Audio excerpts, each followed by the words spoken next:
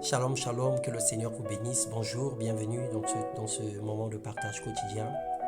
Nous allons encore parler ce matin de la part du Seigneur et nous voulons que le Seigneur dispose notre entendement, Seigneur dispose nos cœurs, qu'il nous accorde une compréhension spirituelle, qu'il nous accorde une compréhension intellectuelle même, afin que nous puissions réaliser qu'est-ce que le Seigneur veut nous communiquer ce matin au travers de sa parole.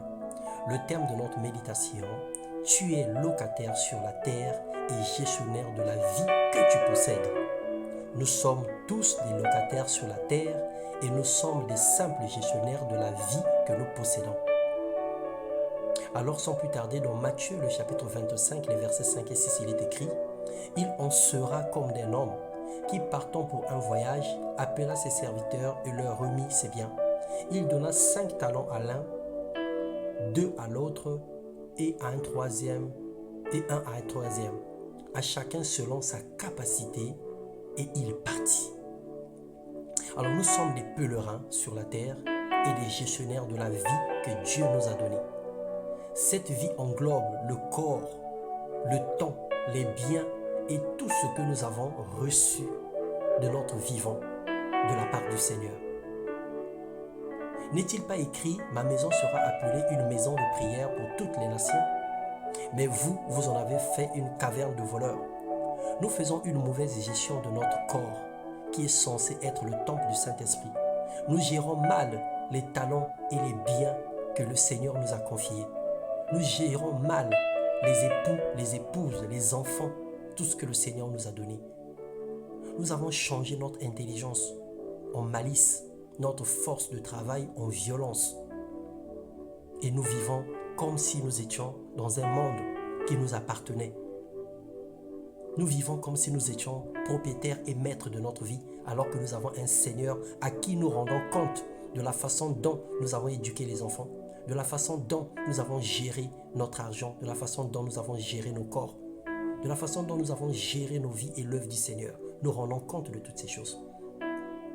Dans Genèse 2, il est écrit: l'Éternel Dieu prit l'homme et le plaça dans le jardin pour le cultiver et pour le garder. Nous sommes venus sur terre nus et nous retournerons nus. Notre conscience est le disque dur et le drive que Dieu a placé pour mémoriser toute statistique de gestion, et à la fin de notre vie, il déroulera le rouleau pour nous demander des comptes sur chacune de nos actions. Dans Jean 3, le verset 16, la Bible dit: car Dieu a tant aimé le monde qu'il a donné son Fils unique, afin que quiconque croit en lui ne périsse point, mais qu'il ait la vie éternelle. Dieu est plus grand, Dieu est le plus grand investisseur. Il a expérimenté le retour sur investissement en plaçant son Fils à la croix afin de gagner les âmes perdues. Avec l'unique placement, il continue à amasser les âmes et racheter les vies. Alors le souhait de Dieu est que nous fructifions, nous multiplions ce qu'il nous a confié. Nos talents doivent être investis et multipliés. Notre prospérité en partie dépend de notre capacité à bien gérer le patrimoine spirituel, matériel que le Seigneur nous a donné. Outre sa grâce, nous avons la responsabilité de travailler et lui rendre compte. Il voudrait également que nous soyons libéraux et humbles. Dans 1 Corinthiens 4, il est écrit: car qu'est-ce qui distingue? Qu'est-ce qui te distingue? Qu'as-tu que tu n'aies reçu? Et si tu l'as reçu, pourquoi te glorifies-tu? Comme si tu ne l'avais pas reçu. Alors que l'orgueil ne soit plus notre partage, que l'opulence ne soit plus notre partage, que l'avarice ne soit plus notre partage. Parce que nous n'avons rien emporté sur la terre. Tout ce que nous avons, nous l'avons obtenu de Dieu. Et celui qui nous l'a donné nous demande de bien gérer. Celui qui nous l'a donné nous demande de multiplier et de fructifier. Ce n'est qu'en donnant qu'on peut recevoir. Parce que celui qui épargne à l'excès s'appauvrit. Alors que le Seigneur te bénisse.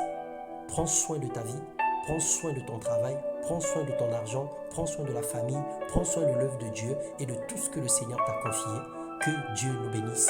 Dans le nom puissant de notre Seigneur et Sauveur Jésus-Christ. Amen.